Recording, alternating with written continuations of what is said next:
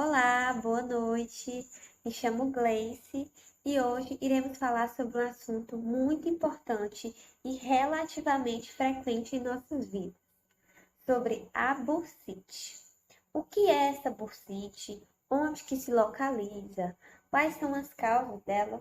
Muitas pessoas ainda não sabem, por isso hoje eu vou explicar de uma forma bem resumida para facilitar. Então, a bursite, ela é uma patologia que se define como uma inflamação na bursa. Mas o que é essa bursa? Onde que ela se localiza? Essa bursa, ela é uma almofada achatada ou então uma bolsa que fica entre os nossos ossos, nossos tendões e nossos músculos. E ela serve para que não ocorra atrito entre essas estruturas e tenha um bom deslizamento entre elas.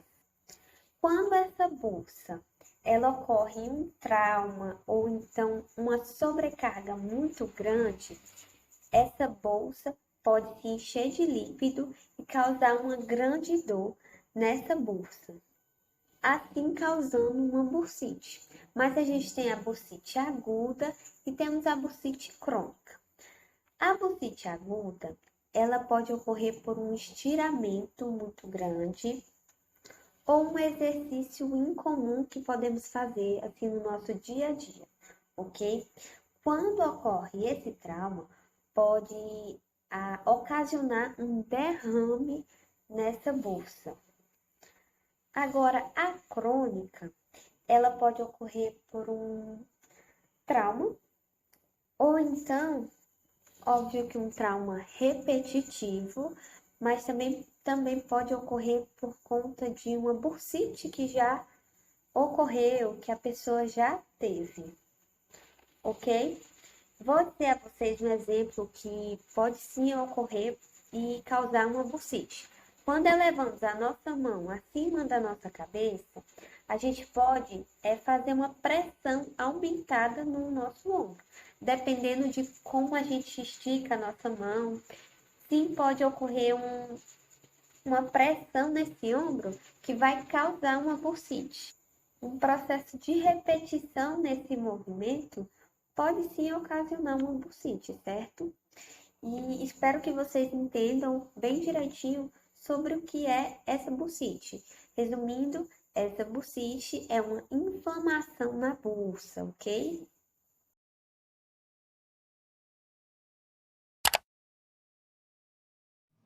Eu me chamo Thelma e fiquei responsável de apresentar a localização das bursas no corpo humano.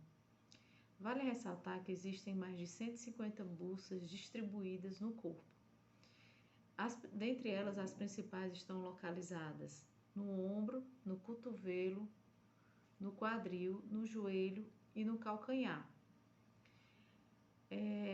Como mostra a figura, a bursite do ombro ela está localizada na região subacromial. No cotovelo, mostra-se na localização a nível do olecrano. No quadril, localiza-se na altura do trocânter. No joelho, ela pode se localizar na região pré-patelar, intrapatelar e subpatelar. E no calcanhar, na parte de trás do pé, na região do calcânio, próximo ao tendão de Aquiles.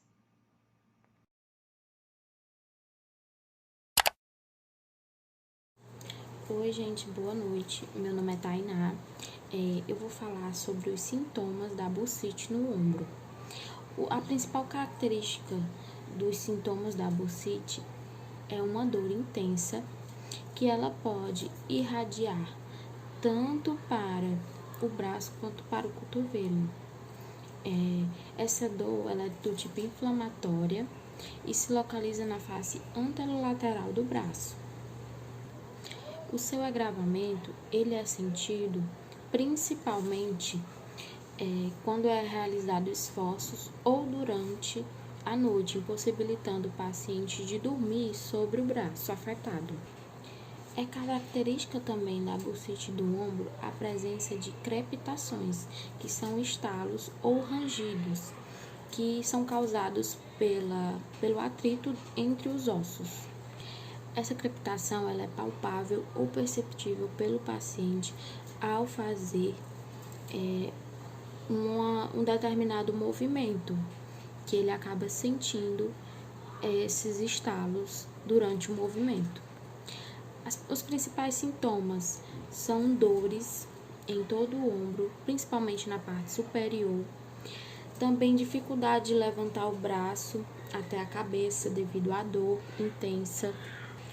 Pode haver uma sensação de fraqueza muscular em todo o braço afetado, podendo haver uma sensação também de formigamento no local.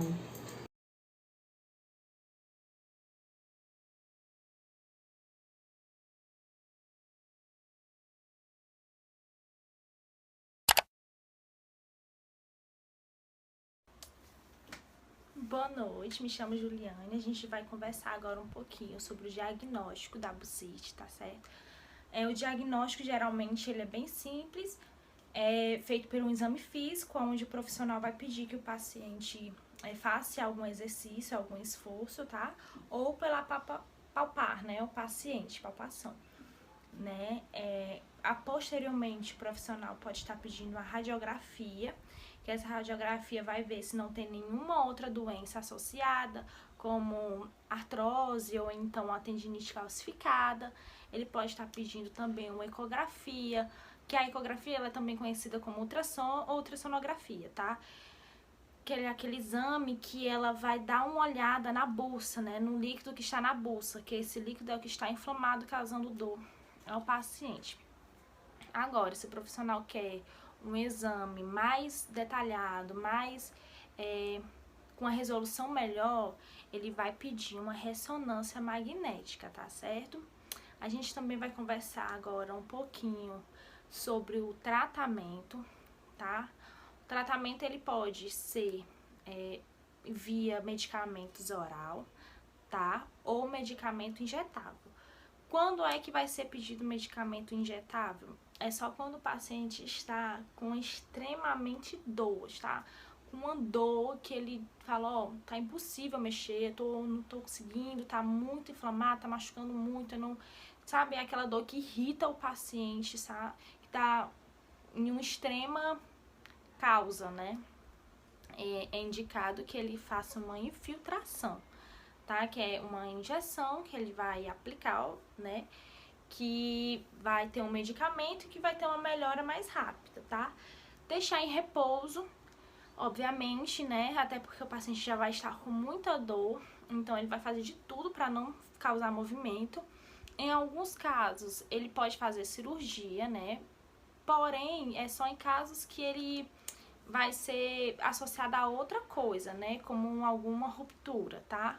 E o tratamento mais essencial é a fisioterapia, tá certo? Aonde o profissional vai trabalhar para ter a anti-inflamação, vai trabalhar para melhorar a inflamação, né? A analgesia, né?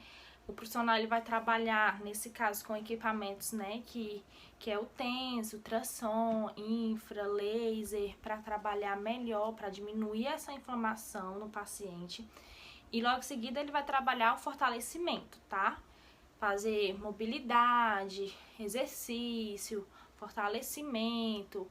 Então, é o que vai melhorar. Geralmente, esse tratamento ele é bem demorado, certo? Passa por alguns meses, tá? A gente sempre pede também que o paciente, ele sempre fique colocando compressa de gelo, tá? De 20 minutos, né? Pelo menos 3 vezes ao dia, quando ele estiver na crise. Quando é que quando acabar, né, esse tratamento, a gente pede que o paciente permaneça realizando exercícios. Por quê? Tá, gente? Porque se o paciente teve uma crise, tá? Fez todo o tratamento, terminou o tratamento, e ele não permanece fortalecendo, ele pode sim entrar em outra crise. Porque se ele não fortalece, se ele for fazer um movimento, pegar, puxar, movimento repetitivo, levantar peso, a articulação não estando preparada para receber aquilo, ele pode sim entrar em outra crise. E isso que ele fazendo exercício, melhora a qualidade de vida e diminui a probabilidade de ele ter uma nova crise, tá certo? Então, assim, o tratamento da fisioterapia, a gente sempre auxilia e aconselha o paciente a ele nunca parar de fazer o fortalecimento, tá bom? Para que ele não entre numa nova crise. É claro que existe aqueles pacientes que dá uma melhorazinha, interrompe o tratamento, logo após ele volta com uma nova crise, tá certo? Porque ele não fez o tratamento adequado, ele não prosseguiu o tratamento, não fez corretamente, gente. Então, assim, a parte da fisioterapia é muito essencial, né, para que o paciente tenha uma melhora. E o pós-fisioterapia, né, a indicação que o profissional passa para o paciente também é muito importante para que o paciente não entre em uma nova crise, que ele tenha uma qualidade de vida muito melhor, tá bom?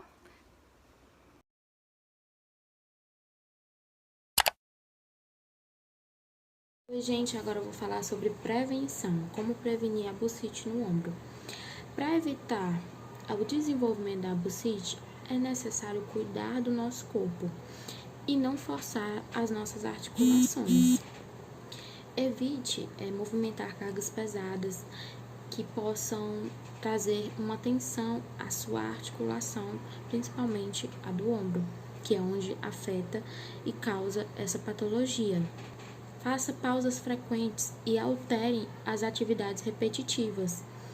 E também cuide do seu peso corporal, tente ter um controle sobre o seu peso. Fortaleça seus músculos com exercícios físicos, alongue seu corpo antes de se movimentar. Isso também é muito importante para não gerar impacto na sua articulação. E tenha uma boa postura, para também estar estabilizando a sua articulação na maior parte do tempo do seu dia. Muito obrigada, gente, e é isso.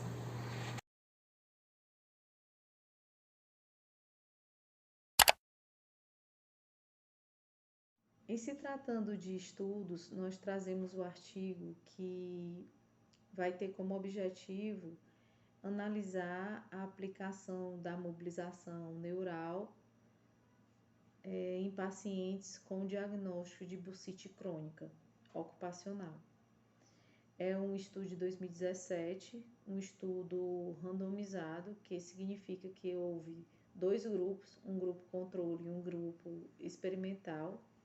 E a metodologia utilizada foi em 12 trabalhadores.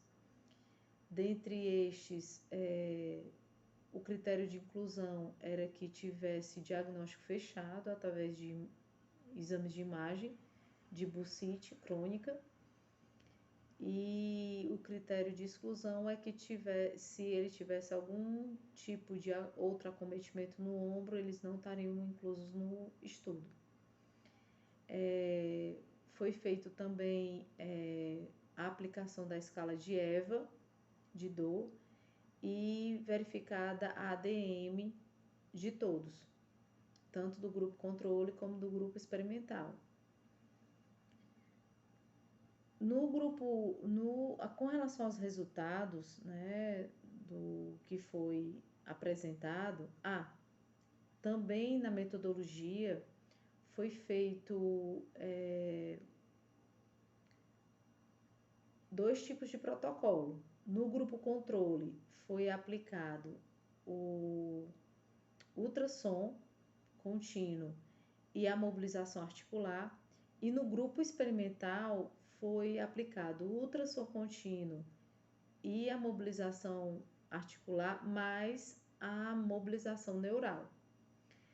Os resultados observados com relação à escala de dor, a escala de Evan, tanto no grupo controle como no grupo experimental, houve melhora significativa do quadro dos participantes da amostra, mas não mostrou significância estatística. Eles melhoraram todos 2, mas não mostrou significância estatística. Já no caso da amplitude de movimento, o grupo experimental, né, que tinha como protocolo o ultrassom, a mobilização articular e a mobilização neural, ele apresentou resultado estatístico significativo na melhora dessa ADM.